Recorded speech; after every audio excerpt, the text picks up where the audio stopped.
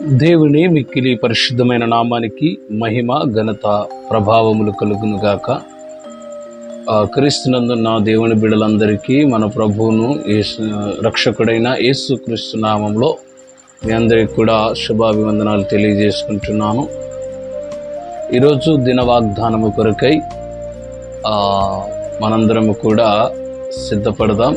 పరిశుద్ధ బైబిల్ గ్రంథంలో నుంచి ఇర్మియా గ్రంథం 31వ అధ్యాయము 13వ వచనాన్ని మనం చదువుకుందాం. పరిశుద్ధ బైబిల్ గ్రంథములో నుంచి ఇర్మియా గ్రంథము 31వ అధ్యాయము 13వ వచనాన్ని మనందరం కూడా చదువుకుందాం. దేవునికి స్తోత్రం కలుగునుగాక. హల్లెలూయా. వారి దుఃఖమునకు ప్రతిగా సంతోషమిచ్చి వారిని ఆదరించెదను, విచారము కొట్టివేసి నేను వారికి ఆనందము కలుగజేతును. మరొకసారి చదువుకుందాం. వారి దుఃఖమునకు ప్రతిగా సంతోషమిచ్చి వారిని ఆదరించేదను, విచారము కొట్టివేసి నేను వారికి ఆనందము కలుగజేతును. ఈ వాగ్దానమును దేవుడు దీవించునుగాక. క్రీస్తునందు దేవుని బిడ్డలారా గమనించండి. దేవుని యొక్క వాక్యము స్పష్టంగా తెలియజేస్తూ ఉంది. వారి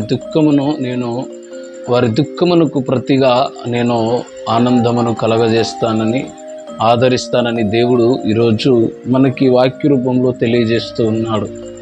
ఇశ్రాయేలీయుల ప్రజలను అనేకమైనటువంటి ఇరుకుల్లో నుండి, ఇబ్బందుల్లో నుండి, సమస్యల నుండి, ప్రతికూలమైనటువంటి పరిస్థితుల్లో నుండి విడిపించగలిగిన దేవుడు ఈరోజు నా పరిస్థితులను కూడా ఆయన విడిపించగలిగినటువంటి సమర్థుడు. దేవుని బిడ్డలారా గమనించండి. ఈరోజు ఆ వాగ్దానమును ఎందుకు చేయబడిందంటే, ఇశ్రాయేలీయుల ప్రజలు దేవుణ్ణి బొత్తిగా వారు మరిచిపోయారు, దేవుణ్ణి విడిచిపోయారు. దేవునితో సహవాసము లేకుండా ఉండి వారికి ఇష్టమైన జీవితం జీవిస్తూ ఉన్నప్పుడు ఇర్మియాని దేవుడు ఏర్పరచుకొని వారిని పంపి వారితో మాట్లాడుతూ ఇర్మియాతో మాట్లాడుతున్నప్పుడు ఇర్మియా అనేక సార్లు ఇశ్రాయేలీయులను హెచ్చరించాడు. కానీ ఇశ్రాయేలీయులు ఇర్మియా మాటను లెక్క చేయలేదు. అందుకని ఇర్మియా పదే ప్రవక్త అయినటువంటి దైవజనుడైనటువంటి ఇర్మియా పదే ఇశ్రాయేలీయుల కోసం ఏడ్చేవాడు, ప్రార్థించేవాడు. అనేకమైనటువంటి మొర ప్రభు దగ్గర ఆలపించేటటువంటి వాడు. ఇర్మియా తన జీవిత కాలం అంతయు కూడా, తన బ్రతికిన దినములన్నీ కూడా చక్కగా ఇశ్రాయేలు ప్రజలు ఆదరణ కొరకు, సమాధానము కొరకు, వారు దేవుని వైపు తిరుగుట కొరకు, వారిని దేవుణ్ణి ఆరాధించుట కొరకు అనేకమైనటువంటి ప్రయత్నాలు చేస్తూ వచ్చాడు. అయితే నేను చెప్తూ ఉన్నాను దేవుని బిడ్డలారా, ఈరోజు మనము ప్రభు వైపు తిరగట్లేదేమో. ఎందుకంటే మనకున్న సమస్యలను బట్టి, మనకున్న ఇబ్బందులను బట్టి, మనకున్న ప్రతికూలమైనటువంటి పరిస్థితులను బట్టి మనము తిరగట్లేదేమో. కానీ ఈరోజు దేవుడు అంటున్నాడు, ఖచ్చితంగా దేవుడు అంటున్నాడు, నువ్వు ఏ సమస్య గురించి అయితే బాధపడుతున్నావో, ఏ కష్టముల గురించి అయితే బాధపడుతున్నావో, ఎటువంటి సమస్యల గురించి అయితే నువ్వు బాధపడుతున్నావో, ఎటువంటి ఇరుకుల గురించి అయితే నువ్వు బాధపడుతున్నావో, ఈరోజు దేవుడు దాన్ని తీసివేస్తాడని వాగ్దాన రూపముగా దేవుడు తెలియజేస్తూ ఉన్నాడు. గమనించండి.